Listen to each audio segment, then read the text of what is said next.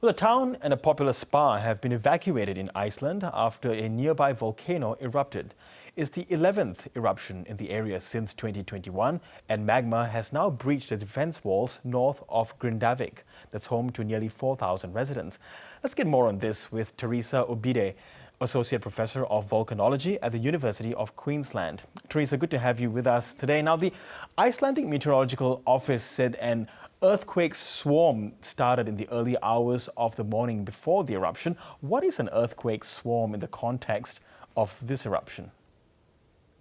So when magma, so molten rock, makes its way to the surface to generate eruptions, it breaks rocks apart, and that's often a source of earthquake activity that we can measure at the surface.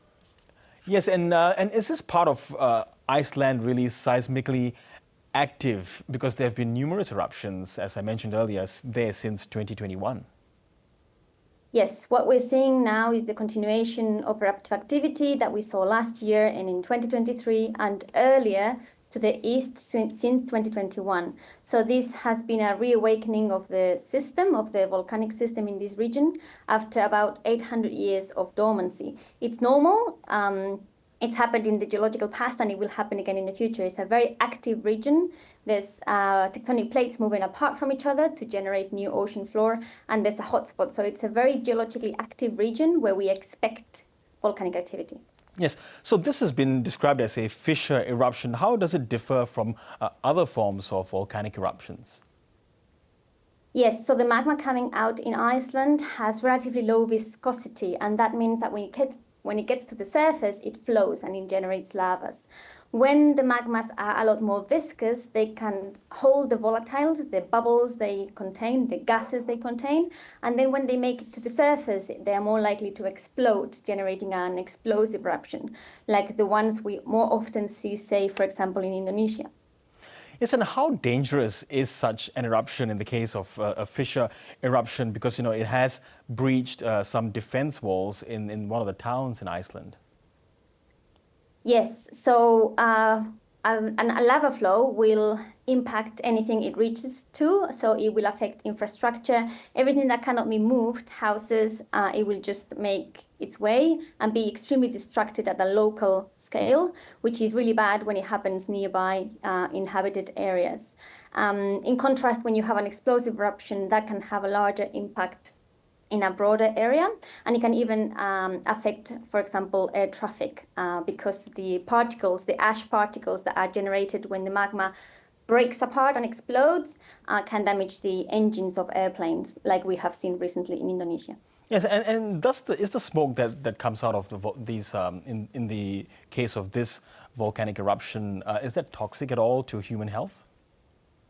So it can affect, so the volcanoes not only generate lava flows, they also generate gases, and the gases can affect air quality. But in the case of Iceland and in the case of this type of eruption at the moment, they are reasonably local, so they will have a bad impact in the region around the eruption.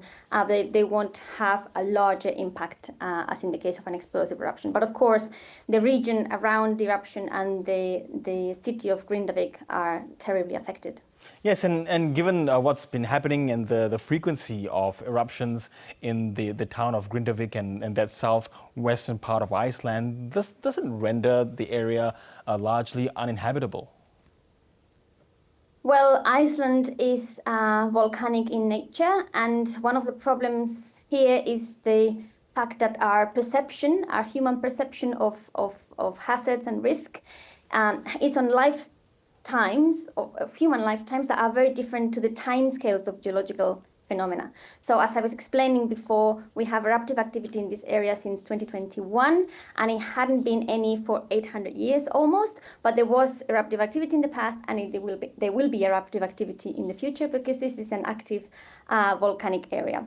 Okay. So of course, it's not, one has to understand the geological implication of that, but of course this also generates benefits, like for example the Blue Lagoon is next to it and this is a very big tourist attraction. Now at the moment it's closed, but it's thanks to that geothermal activity and the volcanic activity associated with it. Yes, Teresa Ubide, thank you so much for explaining it all to us. Thank you. Thanks for having me.